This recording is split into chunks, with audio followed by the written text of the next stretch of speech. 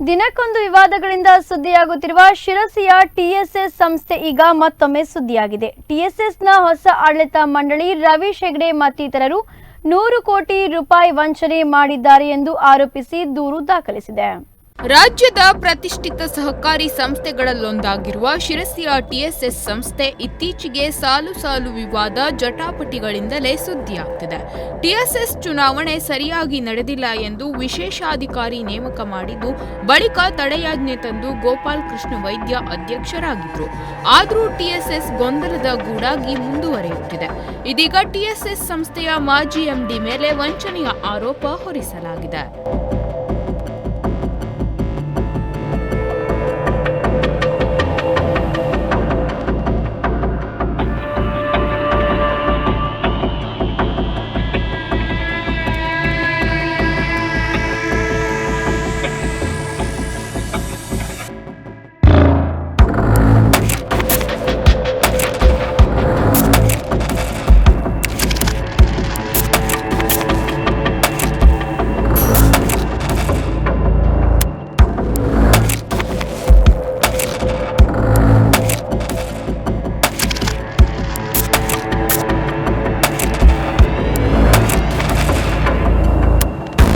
ಟಿಎಸ್ಎಸ್ನ ಪ್ರಭಾರಿ ಪ್ರಧಾನ ವ್ಯವಸ್ಥಾಪಕರಾದ ವಿಜಯಾನಂದ್ ಸುಬ್ರಹ್ಮಣ್ಯ ಭಟ್, ಹಿಂದಿನ ಪ್ರಧಾನ ವ್ಯವಸ್ಥಾಪಕರಾದ ರವೀಶ್ ಹೆಗಡೆ, ಹಿಂದಿನ ಕಾರ್ಯಾಧ್ಯಕ್ಷ ರಾಮಕೃಷ್ಣ ಹೆಗಡೆ, ನಿವೃತ್ತ ಸಿಬ್ಬಂದಿ ಅನಿಲ್ ಕುಮಾರ್ ಮುಷ್ಟಗಿ, ಸದಸ್ಯರಾದ ಪ್ರವೀಣ್ ಹೆಗಡೆ, ಮಹಾಬಲೇಶ್ವರ್ ಹೆಗಡೆ ಮೇಲೆ 100 ಕೋಟಿ ವಂಚನೆಯ ಆರೋಪ ಹೊರಿಸಿ ಶಿರಸಿ ಪೊಲೀಸ್ ಠಾಣೆಯಲ್ಲಿ ದೂರು ದಾಖಲಿಸಿದ್ದಾರೆ.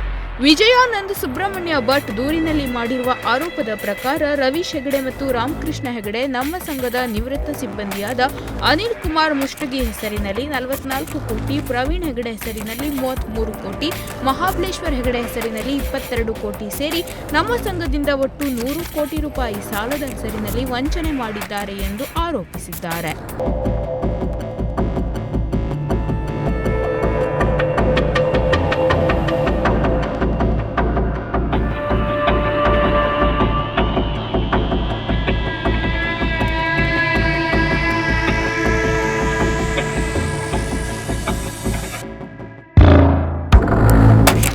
ಒಟ್ನಲ್ಲಿ ಟಿಎಸ್ಎಸ್ ಸಂಸ್ಥೆ ಹೊಸ ಆಡಳಿತ ಮಂಡಳಿ ಮತ್ತು ಹಳೆ ಆಡಳಿತ ಮಂಡಳಿಯ ಮುಸುಕಿನ ಗುದ್ದಾಟದಿಂದ ಸುದ್ದಿಯಾಗ್ತಿದೆ. ಪರಸ್ಪರ ಆರೋಪ ಪ್ರತ್ಯಾರೋಪ ಮಾಡಿಕೊಳ್ತಿರೋದ್ರಿಂದ ಟಿಎಸ್ಎಸ್ ಸಂಸ್ಥೆಯಲ್ಲಾದ ಒಂದೊಂದೇ ಅಕ್ರಮ ಅವ್ಯವಹಾರ ಬಯಲಾಗ್ತಿದೆ. Nudisiri news desk Honnavar.